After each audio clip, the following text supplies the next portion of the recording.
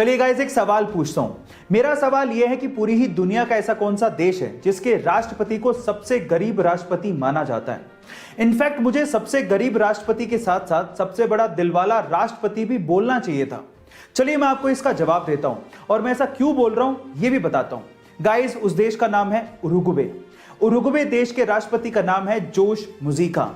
अब ऐसा नहीं है कि उन्हें सैलरी नहीं मिलती, वो एक देश के राष्ट्रपति हैं, उन्हें सैलरी मिलती है, लेकिन वो अपनी सैलरी का 90% हिस्सा यानी कि 90% हिस्सा गरीब बच्चों की शिक्षा में डोनेट कर देते हैं।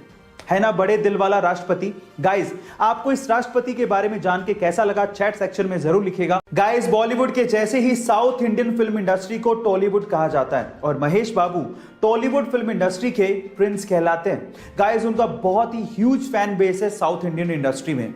जहां एक और साउथ इंडियन इंडस्ट्री के बहुत सारे एक्टर्स बॉलीवुड में काम करना चाहते हैं, वहीं महेश बाबू बॉलीवुड इंडस्ट्री में काम करने से कतराते हैं, वो काम करना ही नहीं चाहते। उसके पीछे का रीजन जानते हैं? महेश बाबू का यह मानना है कि टॉलीवुड इंडस्ट्री में वो सब कुछ है जो बॉलीवुड फिल्म इंडस्ट्री में है ही नहीं। इवन संभावनाएं टॉलीवुड फिल्म इंडस्ट्री में बहुत ज्यादा हैं और उनका यह भी मानना है कि जब टॉलीवुड में वो प्रिंस हैं तो बॉलीवुड में वो बिगनर की तरह रोल्स के भीख क्यों मांगे। गाइस, इसको कहते हैं एटीट्यूड। आपका महेश बाबू के इस एटीट्यूड के बारे में क्या ख्याल है चैट सेक्शन में जरूर लिखिएगा। और गाइस, ऐसे बहुत सारे लोग हैं जो अपनी जिंदगी में करना तो बहुत कुछ चाहते हैं लेकिन शुरुआत करने से डरते हैं, या फिर शुरुआत में सक्सेस ना मिले तो वो हार मान के बैठ जाते हैं। ऐसे लोगों के लिए मेरे पास एक मोटिवेशन है। उस मोटिवेशन का नाम है नेहा कक्कड़।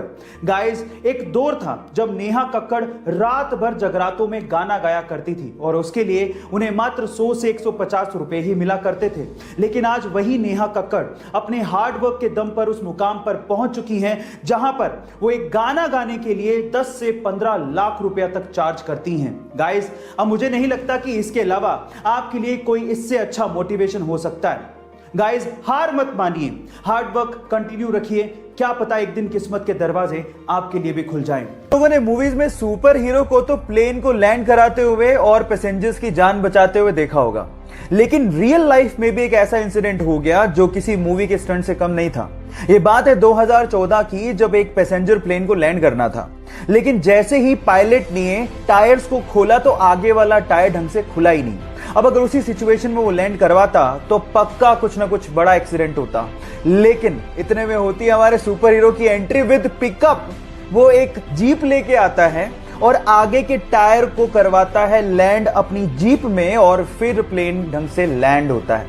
ये घटना किसी स्टंट से कम नहीं है। बहरहाल, उसने अपनी जाबाजी से बहुत से पैसेंजर्स की जान बचाई, तो इस बंदे के लिए 1 लाइक तो बनता है।